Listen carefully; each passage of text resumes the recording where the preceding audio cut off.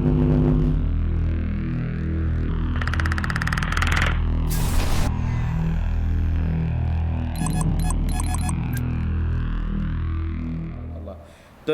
masya-Allah, Imam Mutawalli Sya'rawi rahimahullah ta'ala pernah sebut dalam satu kitabnya, katanya siapa yang ada Muhammad bersama dengan dia, hidup dia penuh dengan keberkatan. Ini Imam Mutawalli Sya'rawi sebut, siapa yang ada Muhammad bersama dengan dia, hidup dia penuh dengan keberkatan. Apa maksudnya? Ada dua maksud di situ. Yang pertama, siapa yang ikut sunnah Nabi dalam hidup dia, maka hidup dia penuh dengan keberkatan.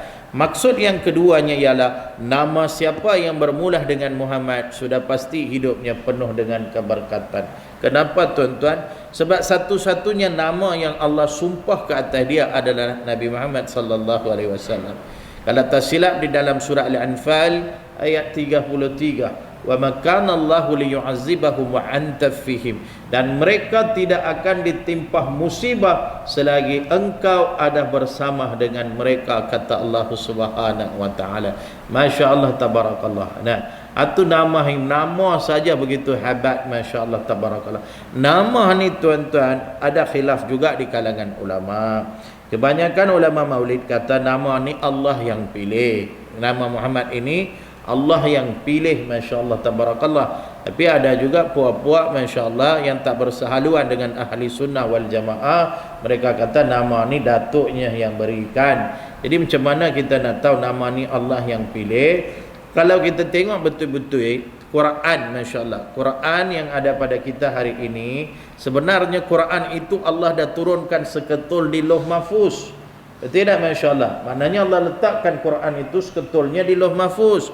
Malaikat Jibril yang pergi dapatkan Quran itu daripada Lauh Mahfuz, dan dia bawa lebaran demi lebaran kepada Nabi Muhammad sallallahu alaihi wasallam sehingga 23 tahun, masya-Allah. Jadi maknanya sebelum Nabi dilahirkan, Quran itu sudah ada di Lauh Mahfuz. Dalam Quran ada surah Muhammad, betul tak, masya-Allah? Nabi belum lahir lagi tapi surah Muhammad sudah ada, masya-Allah. Maknanya nama ni Allah yang pilih. Apa yang istimewa dengan nama Muhammad ini, masya-Allah tabarakallah? Kalau kita tengok maksud Muhammad, lazimnya yang kita dengar selalunya adalah Muhammad, maksud dia yang terpuji. Yang terpuji, masya-Allah. Tapi kalau kita tengok dari ilmu bahasa Arab, dari segi hukum fa'ilnya, kata ulama, Muhammad bermaksud orang yang paling banyak memuji Allah. Dari segi hukum fa'ilnya, iaitu orang yang paling banyak memuji Allah. Tidak ada satu makhluk yang memuji Allah lebih daripada Nabi Muhammad sallallahu alaihi wasallam. Kita kadang-kadang puji juga Allah bila lepas perut kenyang, alhamdulillah, masya-Allah. Tidak, itu pun kalau ingat, masya-Allah. Nah, tapi Nabi dalam apa situasi pun, masya-Allah, Nabi tetap puji Allah. Sedangkan ada satu hadis riwayat Ibnu Majah di mana Nabi bersabda, kullu amrin zibalin la yubda'u fihi bihamdillah fahuwa abtar, atau kama qala.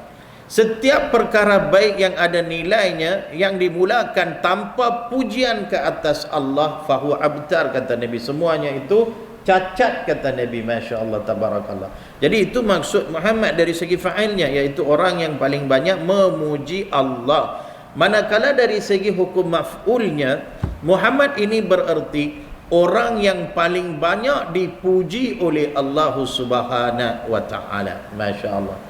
Orang yang paling banyak dipuji oleh Allah Subhanahu wa taala.